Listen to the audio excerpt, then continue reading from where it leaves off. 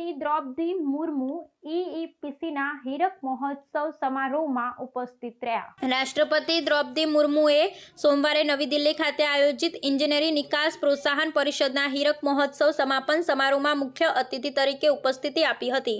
આ ભવ્ય કાર્યક્રમ પરિષદની સ્થાપનાના 75 વર્ષની સફળતાપૂર્વક યાત્રા પૂર્ણ થવાના અને ભારતના ઇજનેરી નિકાસ ક્ષેત્રમાં તેમના અમૂલ્ય યોગદાનની ઉજવણી નિમિત્તે આયોજિત કરવામાં આવ્યો હતો। આ પ્રસંગે રાષ્ટ્રપતિએ પોતાના ઉદ્બોધનમાં ભારતીય ઇજનેરી ઉદ્યોગને દેશની આર્થિક પ્રગતિનું એક મુખ્ય ચાલક બળ ગણાવ્યો હતો।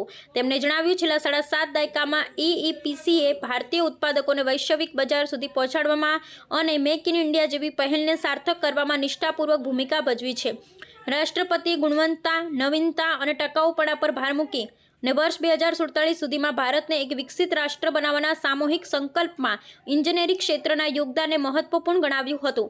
આ સમારોહમાં કેન્દ્રીય વાણિજ્ય અને ઉદ્યોગ મંત્રી પિયુષ ગોયલ સહિત સરકારના વરિષ્ઠ અધિકારીઓ અને દેશભરના ઇજનેરી ઉદ્યોગના અગ્રણી પ્રતિનિધિઓ પણ હાજર રહ્યા હતા। ઈઈપીસી એ વાણિજ્ય મંત્રાલય હેઠળ કાર્યરત એક પ્રમુખ સંસ્થા છે જે ભારતના ઇજનેરી ઉત્પાદનોની નિકાસને પ્રોત્સાહન આપવા માટે નીતિ નિર્માણ અને વૈશ્વિક જોડાણમાં મુખ્ય ભૂમિકા ભજવે છે। આ હીરક મહોત્સવની ઉજવણી ભારતના વધતા ઔદ્યોગિક સામર્થ્ય અને વૈશ્વિક વેપારમાં તેની મજબૂત સ્થિતિનું પ્રતીક છે। राज्यमंत्री श्री सुनील गोथवाल, सचिव वाणिज्य और उद्योग मंत्रालय श्री पंकज चड्ढा, अध्यक्ष ईईपीसी इंडिया, देवियों और स्वजनों, देश की अर्थव्यवस्था को निरंतर योगदान देने के 70 वर्ष संपन्न करने के लिए मैं ईईपीसी इंडिया टीम को बहुत बहुत बधाई देती हूँ।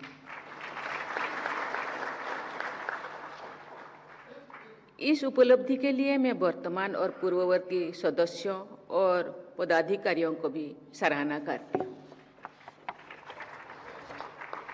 मुझे बताया गया है कि ईईपीसी इंडिया की गतिविधियों में विस्तार किया गया है। विगत 10 वर्षों में भारत के इंजीनियरिंग एक्सपोर्ट्स $70 बिलियन से बढ़कर $115 बिलियन से कहीं अधिक हो गया है।